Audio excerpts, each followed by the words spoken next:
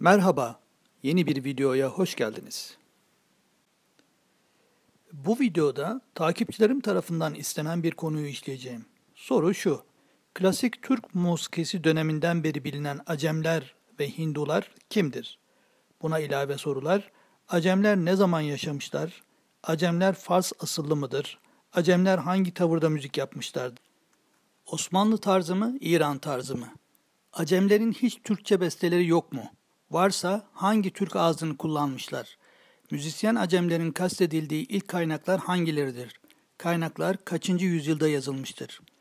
Bütün bu soruların cevaplarına ve ister istemez meragi besteleri konusuna da değineceğim. Doğrudan söyleyeyim.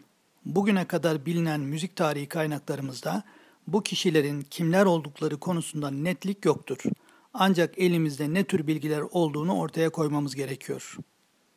Şimdi elimizdeki bilgilerin neler olduğuna bakalım. 1900 yıllarının müzikoloğu Rauf Yekta'dan başlayarak Supi Ezgi, Hüseyin Saadettin Arel, Yılmaz Öztuna gibi birçok üstadlar yanında günümüzde de benim gibi bazı yaşlı veya genç araştırmacıların bu konuda araştırmaları ve elde ettikleri görüşler var. Konuya önce Acem kelimesinin Türkçe'de kullanımından başlayalım. Bu kelimenin birkaç anlamı var. 1. Yaban, yabancı anlamında Acem. 2. Fars asıllı anlamında Acem, Acemi, Acemiyan. 3. Fars bölgesinden gelmiş yabancı anlamında Acem. 4. Bir şeye yeni başlayan, konuya yabancı anlamında Acemi. Şurası önemli. Acem kelimesinin tek anlamı Fars asıllı değil. Aynı zamanda Fars bölgesinden gelmiş yabancı kişi demektir. İslam tarihinde Arapça kaynaklarda kullanılan Fars kelimesinde olduğu gibi, kaynaklarda Fars bölgesinden gelen kişi anlamında Farsi nispesi kullanılmıştır. Her Farsi nispesi kullanılan kişi Fars asıllı demek değildir. O halde bunları nasıl ayırabiliriz? Eğer tarih kaynakları bilgi veya ipucu veriyorlarsa ayırabiliyoruz. Yoksa ayıramıyoruz. Çünkü eskiden bunun bir önemi yoktu. Sadece kişiyi tanımlamak için kullanılırdı. Konumuz olan Acemler kelimesi de öyle bir kelimedir. Hindu için aynı şeyi söyleyemeyiz. Türkçe'de Hindu, Hintlidir.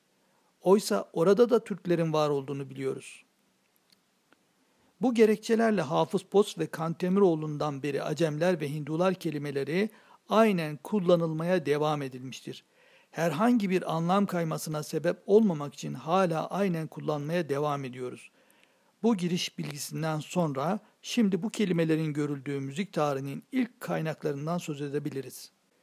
Klasik Türk musikisi döneminde Acemler kelimesi ilk defa tam da döneme uygun zaman diliminde yazılmış güfte mecmualarında geçiyor. Onların besteledikleri eserlerin sözlerini ve harf notalarını mecmualara Acemler, Hindular başlıklarıyla kaydetmişler. İlk Türkçe besteleri barındıran güfte mecmuası Hafız Post'un güfte mecmuasıdır. Bu mecmuada Acemlerin besteleri kaydedilmiştir.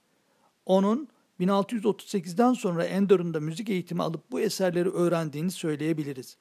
İlk tarih olarak Acemler ve Hindulardan bahseden güfte mecmuasından dolayı eserlerin 1638 yılı öncesinde tahminen sonrasında kesinlikle var olduğunu bu sebeple kabul edebiliriz. Ali Ufki'nin Enderun'da bulunduğu 1632 yıllarında Acemlerin müziğini kaydetmesi de bu tarihten öncesinde yaşadıklarını desteklemektedir.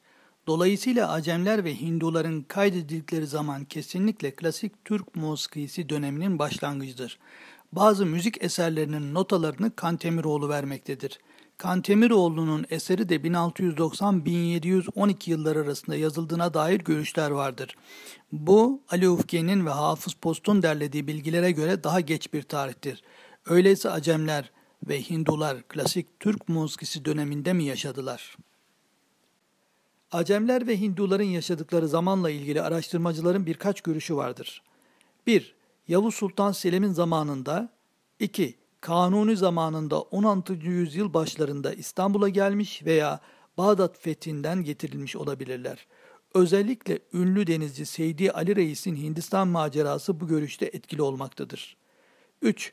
Hacı Abdülali Meragizade zamanında daha çok 17. yüzyıl başlarında İstanbul'a gelmiş olabilirler. 4.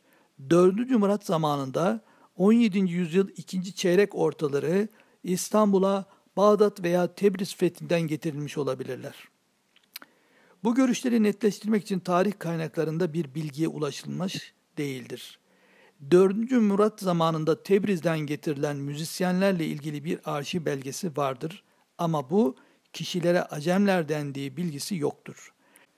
Bazı araştırmalarda Yavuz'dan 4. Murad'a kadar gelen Acem müzisyenlerinin hepsine birden Acemler dendiği fikri ortaya atılır ki, bu da ayrı ayrı kişiler tarafından bestelenen eserlerin bestecilerine sonradan topluca Acemler dendiği gibi bir sonuca sebep olur. Üstelik listede adı görülenlerden Şeştari Murat Ağa'nın Mehter Peşrevleri gibi, Hasan Can, Şah Kulu gibi bestekarların besteleri Acemlere değil, kendi adları belirtilerek kaydedildiklerine göre bu kişilerin adları belirtilmeden bazı bestelerin bestekarı olarak topluca Acemler şeklinde anılması için ortada bir sebep ve karine yoktur. Bu şekilde bir çıkarım tarihi verilere uygun değildir. Ben bu görüşlerden Hacı Abdülali zamanından 4. Murat zamanına kadar 4. Murat zamanından öncesinde İstanbul'a gelmiş müzisyenler olabilecekleri ihtimalini benimsiyorum. 17. yüzyılın başında Hacı Abdülali Meragizade başkanlığında içinde Acemlerin de bulunduğu bir tasnif heyeti İstanbul'da Enderun'da çalışmış sanki. Bunun için benim birinci de gerekçem Acemlerin bazı bestelerinin 1580-1610'larda derlenen Abdülkadir Meragi besteleriyle karıştırılması gerçeğine dayanıyor. Sorun burada başlıyor. Bunlar derleme mi, uydurma mı? Kim uydurdu? Hacı Abdülali mi, Acemler mi? Uydurma ise kimse bunlara karşı çıkmadı mı? Yoksa bu besteler İstanbul müziğine uyarlanmış derlemeler mi? Rauf Yekta Subhi Ezgi bu müziğin 1550'den öncesine ait olamayacağı kanaatlerini yazdılar. Cem Behar'ın belirttiği gibi konunun üzerine fazla gitmediler. Uydurma olabileceklerini yazmadılar. Onun için şimdilik derleme ve İstanbul tarzına uyarlama müzikler denebilir. Ancak bu ifadeler Meragi besteleri hakkındadır. Acemlerin besteleri hakkında değildir. Gelelim konuyla ilgili bir başka müzikolojik soruna. Bu müzik parçalarında İran, Fars ya da Hindu müziği etkisi var mıdır? Bu müzik parçaları Osmanlı, İran, Hindu olmak üzere hangi müzik tavrında yapılmışlardır? 2000 yıllarında bu konuyla ilgilenirken benden yazı isteyen bir dergiye Hint müziği hakkında bir yazı yazmıştım. Orada Hinduyan olarak bilinen bestelerde Hint ezgileri olmadığından bahsettim. Beni o kanaate götüren olay aslında bir Fransız müzikoloğun 2002 yılında İTÜ'de verdiği bir bildiri oldu. O Fransızın bize anlattığına göre elde ettiği notalardaki Acem kelimesinden bahsetmeden birlikte çalıştığı İranlılara size klasik müziğinizden örnekler getirdim diyerek notaları vermiş. O İranlı grup parçaya çalışmışlar. Sonra Fransız müzikoloğa şöyle demişler. Bunlar bizim klasik müziğimiz olamaz. Fransız neden diye sormuş. Onlar da biliyorsun biz yıllardır İran müziği çalıyoruz. Alanımızda ustayız. Fakat İran'ın hiçbir yerinde bu usulleri bulamazsın.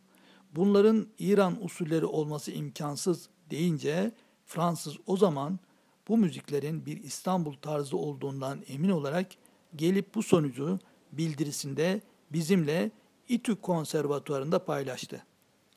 Bu Fransız müzikoloğun adı Jan Düring'ti.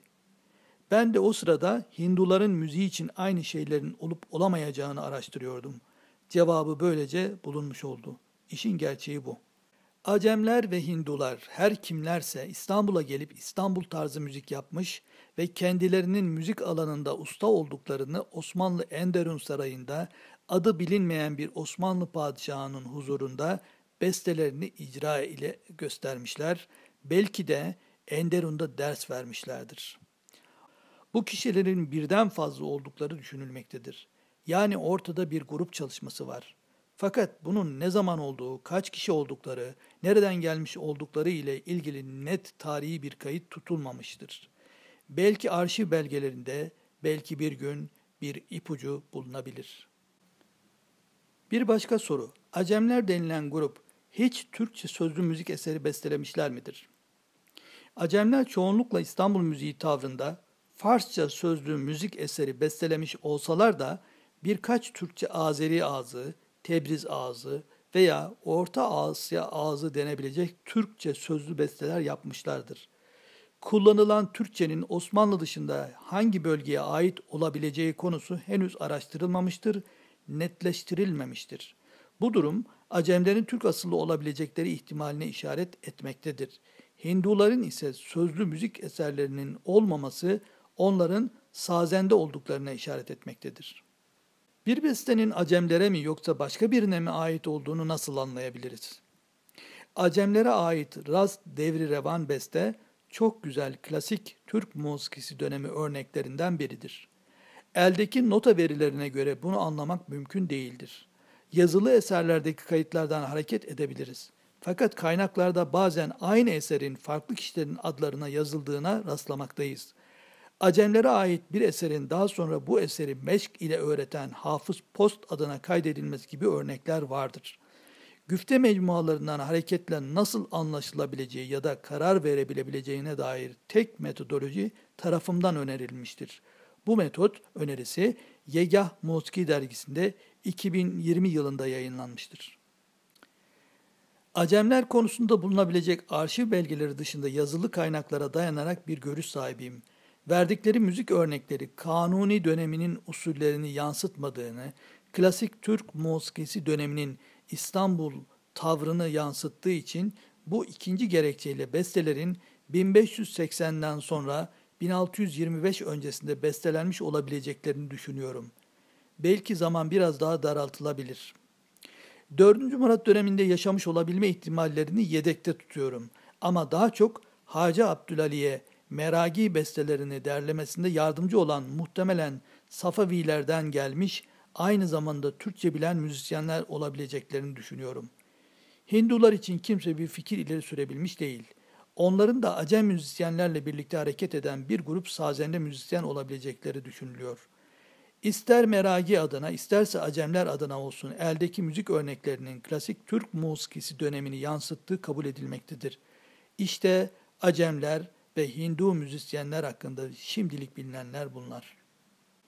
Peki, İranlı müzisyen Areş Muhafez'in düzenlediği Acemler adlı 2013'te Mahor Records tarafından yayınlanan İran tavrı icrası CD'yi ne yapalım?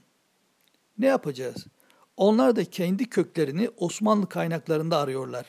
Yayınlanan müzik eserlerinin hepsi Osmanlı kaynaklarından elde edilmiştir. Benim de bilgilendirme yaptığım Muhammed Rıza Dervişi'nin düzenlediği Meragi Ensemble projesinde besteler İran tavrında çalınmıştı. Acemler projesinin oluşumu hakkında Areş Muhafez'in makalesinin Türkçesi 2018 yılında Çevrimiçi Anakronik.org dergisinde, CD hakkında ise İlhami Gökçe'nin bir değerlendirme yazısı musikidergisi.com'da yayındadır. Oradan CD'de yer alan müzik eserleri hakkında ayrıntılı bilgiler alınabilir. Şimdi İstanbul Medeniyet Üniversitesi sanatçı adaylarından Bedirhan Bekir Ağaoğlu'nun uduyla Acemlerin Rast Nakış bestesini dinleyelim.